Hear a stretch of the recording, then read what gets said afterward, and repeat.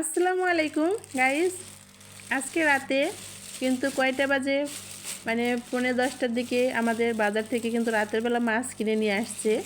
আর কি মাছ নিয়ে আসছে সেটাও দেখাচ্ছে আপনাদেরকে। তো রাতে যেহেতু মাছ কিনেছে, তো কাটা বাছা তো ঝামেলা শুরু হয়ে গেল। তো দেখেন মাছগুলো কিন্তু জীবিত আছে, নড়তেছে। আর মাছগুলো কিন্তু বড় বড় দুইটা মাছ নিয়ে আসছে। আর এই মাছগুলোর নাম কি আপনারা কমেন্টে বলবেন।